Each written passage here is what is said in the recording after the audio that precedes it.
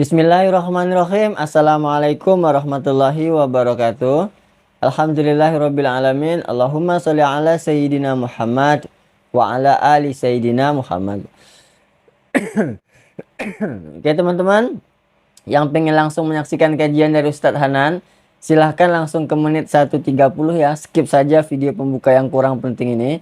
Saya akan membacakan komen-komenan dari sahabat semuanya. Yang pertama ada siapa? Ada Abi Aslan _ Misi Ramadan tahun ini, tingkat keimanan dan ketakwaan melejit tinggi. Semangat teman-teman. Amin. Insyaallah semangat. Berikutnya dari Pat Muslimah. Amin ya Rob. Selamat menjalankan ibadah puasa. Semoga diberikan kesehatan Ustadz. Marhaban ya Ramadan. Barakallah. Kita bacakan ya sekali lagi dari Irfan Syauki kah? Mohon maaf lahir dan batin. Sama-sama. Selamat menjalankan ibadah puasa Ramadan 1444 Hijriah. Yuk mari kita semua kencangkan sabuk untuk memperbanyak amal di bulan Ramadan ini. Amin. Bagi teman-teman yang ingin support, ingin komen-komenan dibacakan insyaallah, tuliskan saja ya di kolom komentar. Yuk sudah tidak sabar menyaksikan kajian dari Ustadz Hanan Attaqi. Selamat menyaksikan. Ternyata triknya pertama, mengingat Allah itu kan bukan cuma menyebutkan Allah. Tapi ketika kita sedang dalam keadaan bingung, khawatir, galau, sedih, tertekan, panik, tiba-tiba teman kita mengingatkan kita kepada Allah dengan bahasa yang sederhana. Kalau bahasa sederhananya Al-Quran, la tahzan, innallaha ma'ana.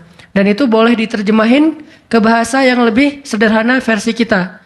Karena itu bahasa Al-Quran yang mungkin buat sebagian orang nggak dapat nih, karena mungkin nggak paham bahasa Arab. Jadi kalau teman kita lagi sedih jangan bilang, la tahzan dong, innallaha ma'ana. Apaan tuh lu baca Quran gitu ya? Nggak ngerti kan dia? Kita bisa terjemahin, udah tenang aja Allah yang bantu, tenang aja Allah yang beresin, tenang aja serahin aja kepada Allah. Allah itu sebaik-baik kita nyerahin sesuatu. Ngomong kayak gitu tuh kena. Kalau timingnya pas kita lagi ngalamin satu masalah. Terutama masalah-masalah kayak masalah rezeki itu paling bikin kita sering panik, kehilangan sesuatu, ditipu orang segala macam. Kita bilang, udah nggak apa-apa, nanti Allah ganti yang dengan yang lebih baik. Allah yang ganti gitu. Allah yang ganti. Tenang tuh jadinya. Karena kita sedang mengetuk kembali imannya di saat dia sedang butuh-butuhnya iman itu. Dan itu butuh teman yang bisa mengingatkan kita. Sehingga Nabi bilang, ciri-ciri teman yang baik itu adalah kalau kita ketemu dia bikin kita sering ingat Allah. Dia bikin kita sering ingat Allah. Coba teman-teman renungkan nih, coba dihitung-hitung. Kita kalau ketemu teman ngomongin dunia berapa sering? Terus ngomongin Allah berapa sering? Kan jarang banget kita ketemu teman ngomongin tentang Allah kan? Dan kayaknya nggak tahu juga bahannya mau ngomongin apa tentang Allah. Kita ngomongin tentang Allah yuk. Ngomongin tentang Allah, apaan tuh? Kan bingung dia tuh. Maksud lo qul huwallahu ahad gitu. Atau ayat kursi. Berarti kita belum terbiasa bicara tentang Allah. Nah ini yang harus kita coba latih pelan-pelan nih. Kita lihai banget nih. Bisa smooth banget masuk ke tema tentang dunia. Bisa ganti-ganti topik. Dan semuanya tentang dunia. Tentang kuliner, tentang kerjaan, tentang jodoh, tentang kuliah, tentang pendidikan, tentang apapun. Tentang teman. Bisa dengan mudah dan seru gitu ngomongin tentang dunia teh. Dan itu bukan sesuatu yang dilarang memang. Cuman kok nggak seimbang kita ngomongin tentang Allah Subhanahu Wa Taala? Coba kita belajar cari teman yang udah sefrekuensi dulu. Arti sefrekuensi bukan sama-sama udah baik, sama-sama udah niat pengen memperbaiki diri, sama-sama udah punya tekad kita pengen hijrah nih. Lagi-lagi bukan merasa diri kita lebih baik dari orang lain, tapi yang udah sefaham supaya nggak banyak perdebatan. Ajak dia ngobrol tentang Allah pelan-pelan dan secara bertahap, gak bisa langsung ngejos. Gak bisa langsung, coba lo sebutin rububiyah, asma Allah yang 99 apa aja. Itu mah cerdas cermat ya. Tapi kita ngomongin Allah tuh baik banget loh kemarin gini. Allah aja yang diomongin. Sehari minimal kita ngomongin Allah itu sekali deh. Dan sekali itu jadi obrolan, bukan cuma mention doang ya, tapi obrolan gitu. Jadi diskusi. Sekali aja sehari dan gak harus lama, mungkin cuma 5 menit. Kalau kita gak bisa ngelakuin itu secara spontan, gak apa-apa di setting. Kita ketemu sama teman kita bikin kayak program gitu. Kita kalau ketemu pokoknya harus sekali sehari ngomongin tentang kebesaran Allah. Coba digituin. Makin sering itu makin akan nanemin satu belief faith di dalam hati kita. Sehingga ketika nanti kita ada masalah diketuk rasa iman itu cepat baliknya. Berarti kita harus cari teman yang mau menasihati kita, bicara bareng kita tentang kebesaran Allah. Dan itu yang dilakukan Nabi Musa dengan Nabi Harun ketika berdakwah yang Allah sebutin di surat Toha. Nabi Musa mau berdakwah kepada Fir'aun, minta teman supaya bisa mengingat Allah ketika lagi dalam keadaan marah. Soalnya Musa tahu, Musa itu orangnya marah. Kalau udah marah ngeri. Harun orangnya kalem, woles. Sehingga butuh seseorang yang bisa menahan amarah dan emosinya Musa. Sehingga kata Musa, ya Allah, beri saya seorang teman yang bisa mendampingi saya dalam dakwah, yaitu Harun. Kay nusabbihaka katsira wa nadhkuraka katsira, supaya kami sering bisa mengingat engkau. Artinya kalau Musa sendiri marah, lupa sama Allah. Tapi kalau ada Harun, Musa istighfar, astagfirullahaladzim. Gitu. Begitu juga Nabi kecil. Ada 2 orang Nabi kecil sepupuan. Siapa dia? Isa dan Yahya. Nabi Isa dengan Nabi Yahya. Anak kecil 2 orang nih. Dua-duanya keren. Dua-duanya soleh. Dua-duanya ganteng. Dua-duanya idola. Selebgram lah di masanya. Pokoknya luar biasa nih 2 orang cowok. Anak usia, kalau nggak salah Yahya waktu itu umurnya udah sekitar 10 tahun. Isa baru lahir, berarti beda 10 tahun. Pas mereka ABG, beda 10 tahun tapi nyambung ngobrolnya. Pas mereka jalan kemana-mana berdua tuh. Yang satu orangnya gampang tersentuh, nangis, yaitu Yahya. Yang satu lagi orangnya tegas, yaitu Isa. Sehingga kalau Isa lagi marah, Yahya yang mengingatkan Isa, tenang. Akhirnya tenang. Pas Yahya terlalu kayak baper gitu, aduh kasihan. Yahya itu kan orangnya kasihan, gampang kasihan, sehingga jadi agak-agak kurang tegas. Kata Isa, nggak bisa gitu dong. Akhirnya diingatkan. Nah ini pentingnya teman. Nabi aja butuh teman. Kalau kita mau kepo dikit nih, kenapa sih Rasulullah memilih Abu Bakar untuk nemenin hijrah? Kenapa nggak Umar gitu, supaya aman? Hijrah bareng Umar, siapa yang berani ngejar coba? Umar berdiri depan Ka'bah. Ya ayuhan nas, ya ma'syara Quraisy, wahai manusia, wahai orang Quraisy, fa'lamu anni muhajir. Ketahuilah saya pengen hijrah, kata Umar. Siapa yang pengen istrinya jadi janda, anaknya jadi yatim, tunggu saya di balik bukit itu. Ada yang berani? Diam semuanya. Coba Rasul kalau hijrah bareng Umar, enak kan?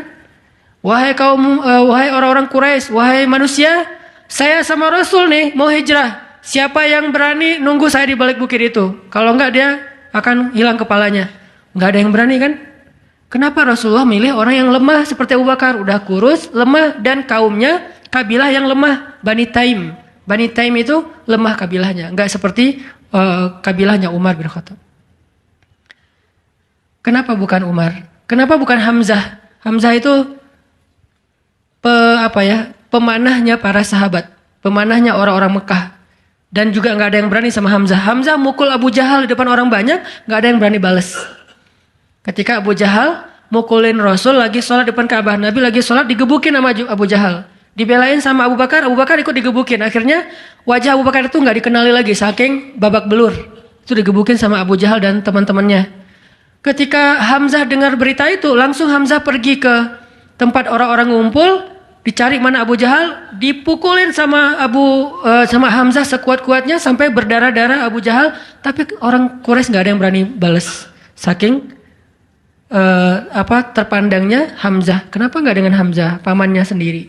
Atau kenapa nggak dengan Utsman gitu, yang kaya raya, yang bisa memberikan fasilitas VIP untuk Rasulullah, naik mobilnya Alphard gitu, nyaman hijrah. Kenapa Abu Bakar yang udah jatuh miskin, fisiknya lemah, kabilahnya tidak dipandang? Kenapa? Karena Abu Bakar itu yang paling solih di antara semua sahabat. Jadi pilihannya kesolihan, bukan kekuatan fisik. Kenapa? Kesolihan itu bisa menutupi kekuatan fisik yang kurang. Kenapa? Allah yang maha kuat. Kesolihan bisa menutupi kurangnya harta. Allah yang maha kaya. Kesolihan bisa menutupi kekurangan dari dukungan kabilah. Allah lebih banyak lagi dukungan dari langit dan bumi. Yang dicari oleh Rasulullah itu adalah teman yang soleh. Ya Abu Bakar, temani saya hijrah. Siap ya Rasulullah. Hasilnya apa? Dikejar-kejar sama orang Quraisy karena mereka nggak takut dengan Abu Bakar. Tapi ketika mereka mau ketemu dengan Rasulullah dan Abu Bakar di dalam gua, Allah palingkan wajah mereka dari melihat ke bawah kaki mereka. Allah punya banyak cara. Ada ulama yang bilang bukan cuma dipalingkan, tapi tiba-tiba merpati bikin sarang di situ laba-laba, walaupun ada perdebatan di antara ulama ini hadisnya sahih atau enggak. Yang jelas, yang pasti nih, Allah melindungi mereka dengan banyak cara sehingga nggak bisa ditangkap. Allah yang bertindak, jadi butuh teman yang soleh. Walaupun nanti kenyataannya teman yang soleh ini malah ditenangkan oleh Rasulullah, bukan Rasulullah ditenangkan oleh dia gitu. Kan nyari teman yang soleh biar bisa menenangkan nih. Ternyata pas ada masalah, Rasul gimana? La tahzan, innallaha ma'ana, tenang, udah beres. Bisa nggak kita coba latihan ini? Kalau kita berteman dengan seseorang, niat kita pengen saling mengingatkan. Wa tawasau bil haq, yaitu mengingatkan tentang Allah. Wa tawasau bis sob. Itu kayak gitu tuh ayatnya. Pertama hak dulu, kedua sober. Kalau nasihatnya udah benar, insya Allah sabar. Jadi kalau kita pengen menasihati teman kita atau dinasihati oleh teman kita supaya lebih kuat, bisa tough, bisa survive dalam masalah, minta dia menasihati kita al-haq. Dan siapa al-haq? Allah Subhanahu wa taala. Wa tawasau bil haq artinya saling menasihati dengan nama Allah. Udah serahin aja sama Allah. Allah itu maha ini sebutin dengan bahasa sederhana. Langsung sabar jadinya. Langsung lebih kuat, lebih tenang. Itu yang pertama teman-teman. Kita sering berteman dengan orang yang insya Allah dia yakin sama Allah lebih kuat daripada kita. Imannya lebih mantap daripada kita. Yang kedua, gimana caranya biar kalau kita menyebut nama Allah, kalau kita sholat, kalau kita berzikir itu jadi lebih tenang gitu, lebih happy. Karena sebetulnya orang mukmin itu bahagianya itu ada di dalam hati. Kalau bahasa Ibnu Taimiyah, surgaku itu di sini. Surga orang mukmin itu di hati. Surga kita itu bukan rumah, surga kita itu bukan mobil, surga kita itu bukan pekerjaan, surga kita itu bukan tempat jalan-jalan, tapi semua itu kebaikan, kesenangan. Cuman surga kita ada di sini. Dan ini kita bawa kemana-mana. Jadi nggak susah menemukan surga teh. Aduh, bete nih kenapa nggak bisa jalan? Bete nih kenapa nggak bisa nonton? Bete nih kenapa nggak bisa nyaman di rumah? Bete nih kenapa? Gampang bete karena surga kita bertempat di sesuatu tempat yang sulit untuk kita jangkau. Harusnya itu jadi hiburan buat kita, bukan surga. Sedangkan surga memang adanya di hati. Ada masalah, Allah lebih kuasa, makhluk tidak kuasa. Ada masalah, kita bilang Allah maha besar, masalah saya kecil dibandingkan Allah. Kalau dibandingkan kita, mungkin kita lebih kecil daripada masalah. Tapi dibandingkan Allah kita, Allah lebih besar. Allahu Akbar. Kita belajar Allah yang maha memelihara. Kita kan dipelihara Allah, terus ngapain kita khawatir? Kalau gitu nggak usah ikhtiar, Ustaz. Ikhtiar, tapi jangan libatkan hati. Ikhtiar itu pakai tangan, pakai kaki, pakai tenaga fisik. Hati nggak perlu berikhtiar. Hati itu bertawakal. Fisik kita berikhtiar, hati kita bertawakal. Jangan sampai hati kita ikut ikhtiar, nih bahaya nih. Kalau hati kita ikut ikhtiar, berarti kita lebih percaya kepada makhluk daripada Allah. Nanti akan mentok, kalau udah mentok putus asa, itu penyebabnya. Gara-gara hatinya baper dengan ikhtiar. Ketika jalan-jalan ikhtiar itu tertutup, hati kita jadi give up. Nyerah aja deh. Sedangkan kalau hati kita nggak ikhtiar, dia cuma tawakal. Jalan tertutup, dia masih bilang, Allah maha kuasa. Ala kulli syai'in qadir. Segala sesuatu Allah maha bisa. Nggak mungkin nggak bisa. Tetap. Makanya jangan ikhtiar pakai hati. Ikhtiar pakai tenaga. Hati tawakal babnya. Sehingga tawakal itu amal hati. Ikhtiar itu amal fisik. Kan dalam Islam itu ada amal batin, ada amal zahir ya. Amal batin hati, amal zahir fisik kita. Ikhtiar amal zahir, jangan dicampur dengan amal batin. Coba teman-teman buka deh surat Hud, surat 11. Kalau ragu tentang rezeki baca nih ayat nih. Surat 11, surat Hud ayat 6. Wa ma min dabbatin fil ardi illa 'ala Allahi rizquha wa ya'lamu mustaqarraha wa mustawda'aha kullun fi kitabim mubin. Tidak ada satu hewan melata pun di muka bumi kecuali Allah menjamin rizkinya. Ini amalan hati nih. Ini ayat untuk menguatkan hati kita, bukan menguatkan fisik. Tapi biasanya hati kalau udah kuat, fisik ke bawah. Kan kata Nabi kalau hatinya baik, yang lain ikut baik. Kalau hatinya buruk, yang lain ikut buruk. Jadi kalau hatinya udah give up, pasti fisiknya jadi lemah. Kalau hatinya tough dan masih punya belief ke Allah, masih punya harapan, maka fisiknya juga akan kuat. Wa ma min dabbatin fil ardi illa 'ala Allahi rizquha wa ya'lamu mustaqarraha wa mustawda'aha. Allah tahu di mana rezeki kita disimpan. Allah tahu kemana kita akan membelanjakan rezeki itu. Semuanya tertulis di dalam kitab yang jelas. Allah yang tahu. Allah yang menjamin. Nggak ada yang nggak dijamin rezekinya. Makanya saya pernah cerita tuh dulu di mall sebelah. Saya sama istri habis kajian di sini atau sebelum kajian di sini, sebelum maghrib sempat mau belanja dulu, belanja di supermarketnya di bawah, lantai bawah. Dari lobi kita mau ke bawah itu cari eskalator kan ya, belok kanan cari eskalator. Ternyata salah ngambil jalan. Kita habis belok kanan langsung belok kiri. Harusnya kalau belok kanan lagi sekali lagi langsung eskalator turun tuh. Pas karena kita belok kiri, akhirnya kita muter. Gara-gara muter, ngelewatlah sebuah stand baju kaos yang lagi diskon. Wih, diskon 50%. Akhirnya saya sama istri masuk. Ternyata lucu-lucu juga buat anak gitu. Alhamdulillah akhirnya kita beli 2 helai. Baru setelah itu kita jalan lagi, cuma beberapa meter, masuk eskalator turun. Siapa yang telah menggerakkan kaki saya sampai salah jalan? Sehingga saya harus muter. Dan akhirnya masuk ke stand itu. Alallahi rizquha. Allah yang menjamin rezeki. Kayak gitu cara Allah menskenariokan. Kalau saya ngambil jalan kanan, mungkin saya nggak akan masuk ke toko itu. Berhubung saya ngambil jalan kiri, akhirnya muter, masuklah ke toko itu. Allah punya banyak cara. Kenapa kita khawatir dengan stand orang lain yang mungkin lebih dekat ke pintu, lebih dekat kepada stage yang di tengah kalau bikin event segala macam. Kenapa? Kita udah ikhtiar, dapatnya cuma ini. Kayak lagi ada event, kayak festival gitu, kayak ada bazar, kita punya banyak stand. Stand kuliner kita paling pojok, dekat toilet. Stand kuliner teman-teman kita tuh paling depan. Dan di situ stage banyak acara tausiah segala macam. Oh, kayaknya di situ lebih laku. Belum tentu juga. Bisa jadi pada waktu itu banyak orang yang sakit perut atau apa akhirnya ya lewat. Aduh, ini kayak seru juga nih di sini nih, makan di sini. Gak usah jauh-jauh sambil nunggu makan. Allah yang punya cara. Saya kan pernah cerita kesasar sampai ke Cirebon. Kenapa kesasar? Ada suatu hari Minggu kayak lagu. Satu hari Minggu. Ada satu hari Minggu nih.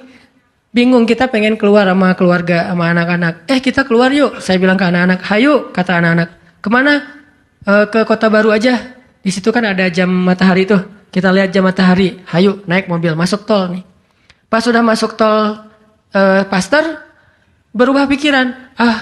Terlalu dekat nggak berasa liburan ya. Ya. Terus mau kemana? Ke Jakarta aja yuk. Ke Ancol. Ada pantainya. Oh ayo ke Dufan. Jalan. Akhirnya nggak jadi belok pada larang. Lurus. Niatnya ke Ancol. Sebelum Cikampek berubah lagi pikiran. Ancol mah pantainya gitu-gitu aja ya, udah pernah ya.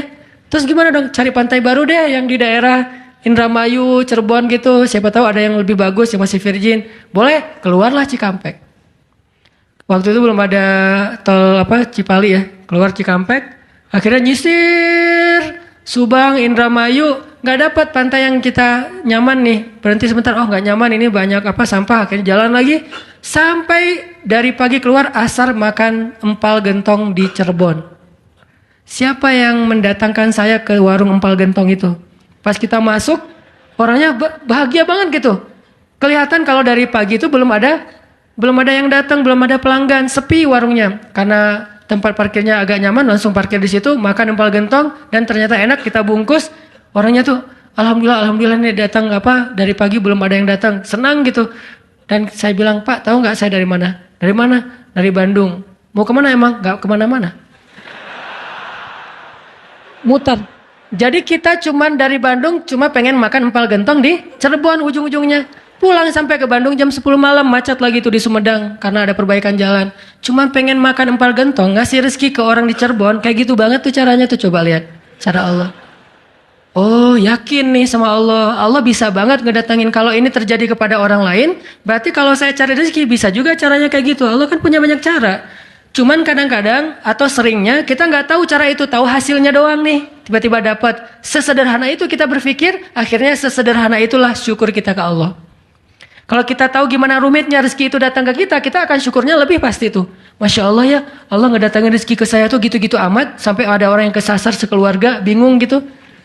Tapi kan dia, kalau saya nggak cerita dia nggak akan tahu, dia pikir cuma orang yang memang tinggal di Cirebon atau emang lagi jalan lewat kebetulan mampir. Artinya karena dia nggak tahu prosesnya, rasa syukurnya juga sederhana. Sama kayak kita nggak mensyukuri masakan istri kita kalau yang udah punya.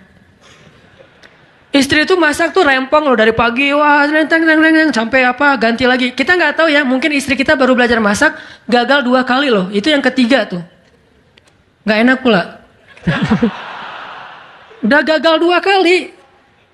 Dan kita pikir cuma masak sayur gini doang mah, sayur bening mah gampang. Kita kan nggak tahu prosesnya, sehingga apresiasi kita juga ya segitu-gitu aja. Kalau kita tahu prosesnya, walaupun cuma sayur bening sama telur ceplok, kita akan peluk istri kita, mah makasih banyak ya, mau udah berkorban banget buat papa, mah hari ini makanan terenak sepanjang hidup papa loh mah.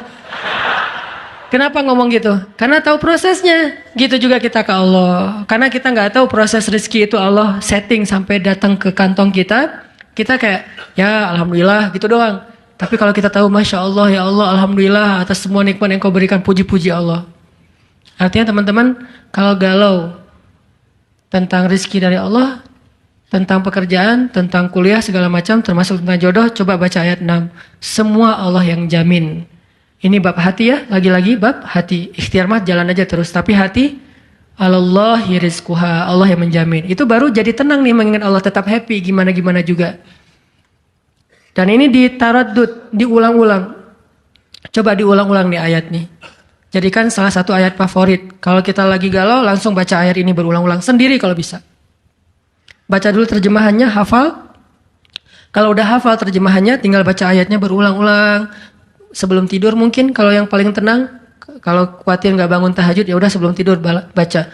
Wa ma min dabbatin fil ardi illa 'alallahi rizquha. Diulang. Itu beda banget loh rasanya. Belajar untuk mentafakuri kebesaran Allah, sehingga kalau kita nanti ada masalah, mengingat Allah lebih mantap. Jadi 2 ya, 1 teman, kedua sering-sering tafakur. Wa yatafakkaruna fi khalqis samawati wal ard. Tafakur. Dan sebetulnya teman-teman ya, kalau kita mau lebih persis nih, sholat duha itu ya, emang sholat tafakur sebetulnya. Dulu para sahabat atau para anbiya, sholat duha itu di tempat terbuka. Di bukit, di kebun gitu. Sholat duha itu di tempat-tempat alam terbuka. Jadi benar-benar untuk tafakur alam. Sholat duha itu fungsinya untuk itu sebetulnya. Walaupun boleh banget dilakuin di dalam ruangan, di masjid, di rumah, di kantor. Boleh banget di kampus. Tapi kalau kita ada kesempatan sesekali, coba deh. Sengaja ngapain touring ke atas misalnya, ke Lembang, pengen duha. Dan duduk sendiri, jangan berjamaah. Bukan gak boleh, boleh aja sholat sunnah berjamaah. Cuman kali ini kita pengen menyendiri aja berdoa sama Allah. Duduk, ngomong sama Allah. Ya Allah, jangan biarkan saya berputus harapan kepada Engkau. Jangan biarkan saya berputus asa dari rahmat-Mu. Bimbing hati saya ya Allah, tolong saya dalam masalah ini. Engkau maha kuasa. Siapa lagi yang bisa nolong saya selain Engkau? Ngomong kayak gitu sama Allah. Yang romantis, yang akrab gitu. Jangan sampai kita ngomong ke Allah tuh kayak orang gak kenal. Cuman copy paste, Rabbana atina fid dunya hasanah fil akhirati hasanah wa qina azabannar. Amin. Udah kayak gak kenal gitu. Ngomong sama Allah itu akrab, ngomong ya Allah, gimana nih? Saya ada masalah kayak gini, curhat sama Allah. Itu beda loh. Kalau itu kita coba praktekin, saya yakin asal sesuai dengan cara-cara tadi tuh, sendiri, alam terbuka, curhat sama Allah, ingat kebesaran-kebesaran Allah, insyaallah bizikrillah tatmainnul qulub, tenang banget tuh hati. Saya kadang-kadang mempraktekkan itu walaupun nggak di alam terbuka banget, tapi minimal mencoba untuk menyendiri gitu. Rasulullah kan kalau lagi ada masalah sama keluarganya menyendiri di masjid kan, duduk di mihrab berzikir pada Allah, ya Allah, ya Allah, Engkaulah yang maha penyabar, saya tidak sabar. Terus curhat sama Allah, kayak anak pulang curhat sama ibu. Gimana rasanya? Kan tenang kan? Kayak kita curhat sama teman, pasti beda. Cuma emang yang paling indah curhat sama ibu atau sama ibunya anak-anak. Itu beda banget tuh. Nah harusnya kita curhatnya ke Allah kayak gitu tuh. Tapi jangan bilang mah, tapi angkat tangan salah. Bukan mah, ya Allah gitu. Allah dipanggil mah, jangan. Karena terlalu menjiwai pengen punya ya. Ustaz Ronan mah ngebully wae. Tapi benar loh teman-teman, saya tuh membuktikan kata Allah setengah agama itu benar. Agama itu rasanya hati kita itu kayak belum sempurna sebelum ada Dia. Jadi gimana pun solehnya tuh kayak ada yang kurang gitu. Apa ya yang kurangnya di hati saya ya? Apa ya? Ternyata namanya belum tertulis, nggak jelas juga namanya siapa gitu. Kalau udah ada itu beda banget. Curhat, ngobrol, jalan, dan kalau dia orangnya soleh, pas lagi galau dia yang langsung mengingatkan kita. Kalau perlu dia yang membangunkan kita. Tahajud berdua yuk. Hayu tahajud berdua. Jangan panjang-panjang ya baca ayatnya. Ya siaplah. Kalau dia request kan siap ya, bacanya jangan panjang-panjang. Kalau teman-teman yang luas, kalian mah juga baju hijrah aja udah kayak gitu. Lihat nih gua nih salat tahajud nih 15 juz. Luar biasa ya. Kalau istri biasanya lebih kasih sayang. Kasihan nih istri saya seharian capek nungguin sambil tidur-tiduran gitu. Nonton TV gitu, capek dia, kasihan seharian nonton TV teh. Itu teman-teman, mudah-mudahan kita bisa ngambil 2 trik tadi cara biar lebih tenang, happy kalau mengingat Allah. Satu, memang butuh teman yang mengingatkan kita, bukan kita ingat sendiri. Yang kedua, banyak-banyak membaca, mentafakuri, mikirin tentang Allah itu emang maha kuasa. Salah satu materinya surat Hud ayat 6 tadi tuh. Makin kita yakin sama Allah, begitu kita ingat Allah, itu makin lebih ngaruh ke hati kita. Tapi kalau kita nyebut nama Allah nggak yakin, cuma insya Allah, ya Allah, subhanallah, masya Allah, nggak ngaruh, cuman zikir doang, cuman lisan, tapi tidak sampai ke hati. Alhamdulillahirabbil alamin. Telah kita saksikan ya teman-teman kajian yang sangat bagus dari Ustadz Ahlan Attaqi. Semoga kita semua mendapatkan kebaikan dari dakwah beliau dunia dan akhirat. Sebelum berakhir acara ini, marilah kita seperti biasa bacakan terlebih dahulu doa kafaratul majelis. Karena hadisnya luar biasa keutamaannya, yaitu dari Abu Hurairah radhiyallahu an berkata Rasulullah shallallahu alaihi wasallam bersabda, barang siapa yang berada pada suatu majelis, kemudian pada majelis tersebut terdapat banyak perkataan yang tidak berguna, lalu sebelum beranjak meninggalkan majelis mengatakan hal yang ini, yaitu kafaratul majelis, kecuali telah diampuni baginya apa yang ada pada majelis tersebut. Hadis riwayat Tirmizi. Subhanakallahumma wa bihamdika asyhadu alla ilaha illa anta astaghfiruka wa atubu ilaik. Yang artinya maha suci Engkau ya Allah, dan dengan memujimu aku bersaksi bahwa tiada Tuhan selain Engkau. Aku mohon ampunanmu dan aku bertaubat kepadamu. Terima kasih teman-teman. Wassalamualaikum warahmatullahi wabarakatuh.